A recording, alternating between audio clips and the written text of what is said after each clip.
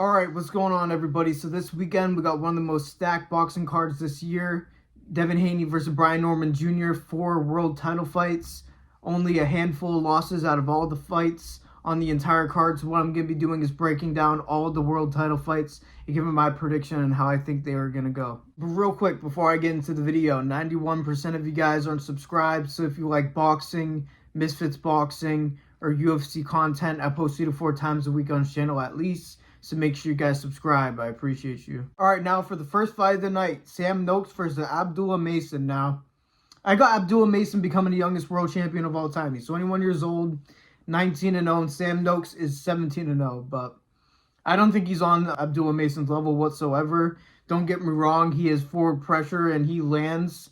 And when he does, it is very, very powerful. But I feel like he's very plotty. He plots his way forward, and I feel like he really doesn't see punches very well, and that is a real problem against Abdullah Mason because he has a very, very fast jab. If you don't react to punches very well and you face Abdullah Mason, you're in for a very long night. Abdullah Mason uses foot feints as well, so even if initially his initial jab is giving Sam Noakes problems, if he uses a foot feint and then explodes a 1-2 and really comes behind with that straight left hand, which I think he could really hurt him with, because there were a lot of times where he seemed wide open for a straight punch, and in all of his fights, I definitely got Abdullah Mason here. I think he could get a stoppage here. I think he's going to work him with his jab. I think that Noakes is not going to be able to get anywhere close to him.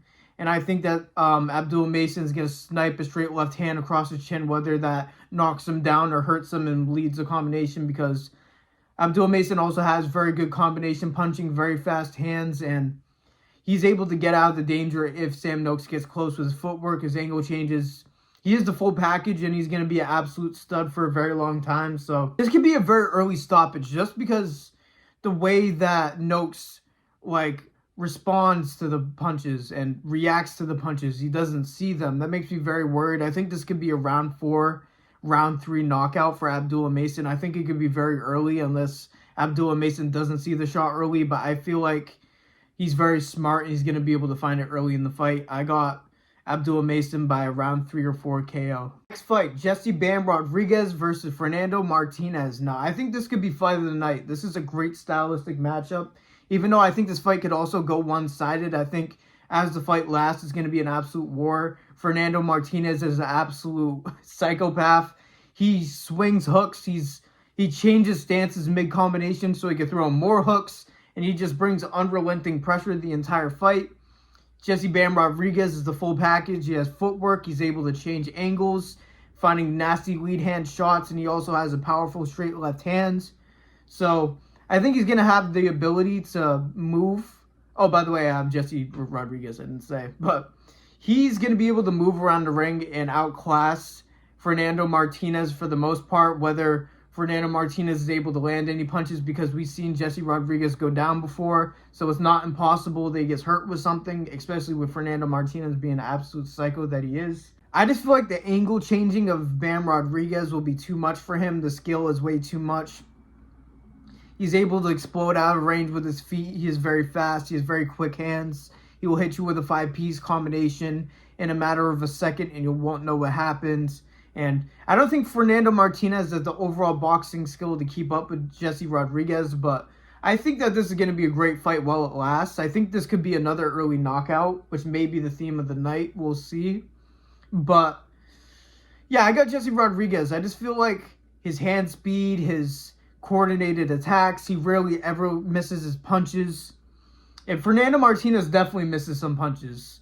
He just doesn't care. He'll follow up with 10 more, which could be effective, but I feel like this is an entire different level where trying that is going to get you hurt, and I think that's what's going to happen. Just because of how Fernando Martinez fights, this could be an early finish too.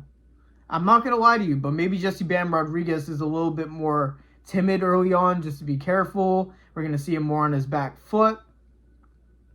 But I still got him by knockout.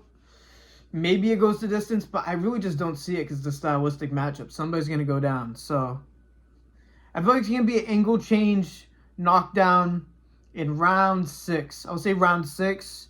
I feel like it'll take a little bit for Jesse Bam Rodriguez to get the timing of this unrelenting pressure. Whether he will be more timid, I feel like that would be a bad idea for Fernando Martinez. I feel like he should go in with that strategy to be a psychopath, but it should be a great fight. But I got Jesse Bam Rodriguez. Next fight, David Benavidez versus Anthony Yarde. Man, I got David Benavidez, bro. Like, he is an absolute monster. That's why he's called the Mexican Monster.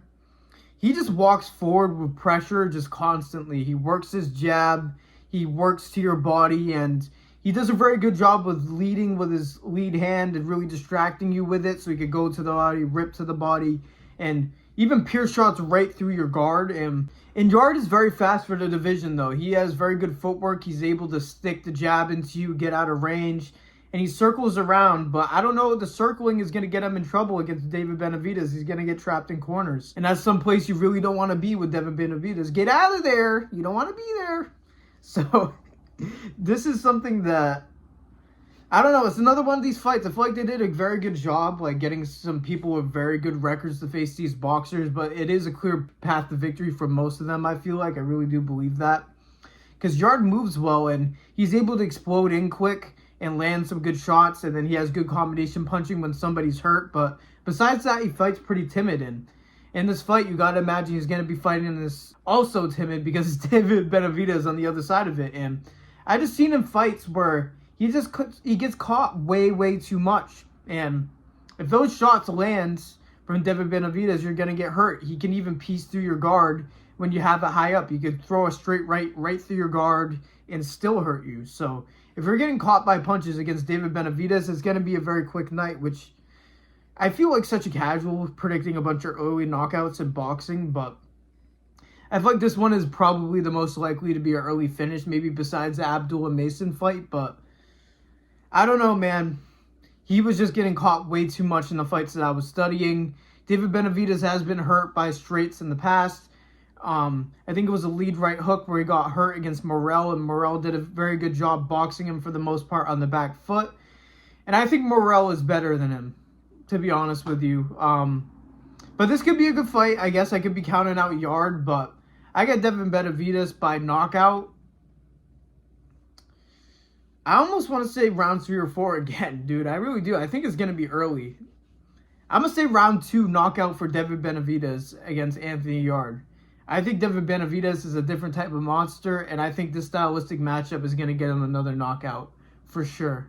Now for the main event, Devin Haney versus Brian Norman Jr. Now, this fight could either go 2 different ways. Now, I'm not going to fence it, I promise, but I do need to mention it's going to go either 2 ways. Either Devin Haney is going to put on a similar performance to Jose Ramirez, and it's an extremely boring fight that he wins. It is very possible it is Devin Haney, but I think that Brian Norman Jr. is going to be able to cut off the ring a lot better, and Brian Norman Jr.'s best asset, let's guess, guys, a left hook. And I'm not even going to sit here and show the Ryan Garcia fight, but Devin Haney in all of his fights struggles with the left hook and lead hand shots in general, and he gets hurt very easily when he gets caught on the chin. He at least gets chicken legs basically every single time he gets caught flush. But Devin Haney isn't a shit boxer, and I feel like his power is a bit underrated. Like, I think he can knock people out, but the way he fights, it's not really going to happen. But he's also so fast with his footwork, not even the running stuff that we talk about. He's able to jab, get out of range, jab, get out of range, then go back in range with a 3-piece combination, get out of range. He is very good, and he's defensively great besides the lead hand shots for some damn reason, and he just can't get caught. His chin is way too suspect, and Brian Norman Jr. has some unbelievable power. He has unbelievable hand speed. He can throw a combination, step back, and then throw another shot before he can even think about it. He is so damn fast. And again, his favorite shot is the left hook, and he's hurt so many opponents with it. One of the most brutal knockouts we've ever seen with the left hook was this year against Sasaki. And even though Sasaki isn't a defensive fighter, he is very fast, and he was outspeeding Sasaki in that fight, which was unbelievable because Sasaki was another one of my favorite fighters going into that because, I don't know, it was like one of those Japanese cards that Inoue fight on. I saw him, and I was like, damn, I like this fighter. But Norman Jr. absolutely sparked him out because he has a special ability to punch you, and you're like, fuck, dude. You're like, damn, you really don't want to be near it anymore. And he works the jab well. He works the jab to the body well, and that's how he sets up the left hook upstairs. And when you jab to the body, he counters you with the left hook. So I can just imagine Devin Haney being timid to throw after getting caught with something, trying to jab to the body, getting caught with the left hook. Because we've seen, I'm going to mention the Ryan Garcia fight in this aspect because the speed, he wasn't able to even see Ryan Garcia's left hook. And Ryan Garcia is faster than Brian Norman Jr., but I don't think it's ridiculously that far apart. I think Devin Haney's going to be able to box well, moving around the ring. I think he will mix in shots to the body very well like he does. But Brian Norman Jr. is going to be able to cut off the ring more. I don't think it's going to be a let's get technical in the middle of the ring beginning of the fight. Maybe it could be, but I feel like that wouldn't be a great idea for Devin Haney. Because Brian Norman Jr.'s reaction time and countering time is amazing. His shot selection is amazing. And if he lands his full power left hook on Devin Haney, he is going down or out. So I got Brian Norman Jr. in this fight. I almost want to pick Devin Haney because of his last performance. He could just be a terrorist and run around the entire time and win that way. But I feel like Brian Norman Jr. is going to be better at cutting off the ring as Jose Ramirez, because Jose Ramirez was really not doing that much either. It was disappointing on his end as well. He could have jabbed to the body, make Devin Haney change position or change direction and try to throw a shot in that direction when he's shifting. I think those are the type of things that Brian Norman Jr. is going to bring that Jose Ramirez wasn't. So I feel like Brian Norman Jr. is either going to technical fight with Devin Haney and snipe him with a straight left hook off a counter shot, or he's going to smother him and TKO Devin Haney. But even though we know Devin Haney got messed up by Ryan Garcia and the fight got turned off because the PEDs from Ryan Garcia, we still know Devin Haney got his ass whooped. God, I got to get through this video. But, man, I think that Brian Norman Jr. is going to put some real pressure on Devin Haney and get him out of there. It's going to be later. It's probably be like, I would say round 9 knockout for Brian Norman Jr. And I think there's going to be a finish in every single fight of the card. Let me know if you guys agree. But I think this is going to be fireworks. This card is going to be very good. If you're new to boxing, watch this card this weekend, 1,000,000%. But I got Brian Norman Jr. by round 9 knockout. But those are my predictions for the ring. Devin Haney versus Brian Norman Jr. Let me know if you guys agree or disagree with my takes down below. Make sure you guys like the video, subscribe, turn on notifications, all that. I'm still a small channel trying to grow. I had people in my comments saying go watch boxing and all that. So here I am making predictions for boxing again.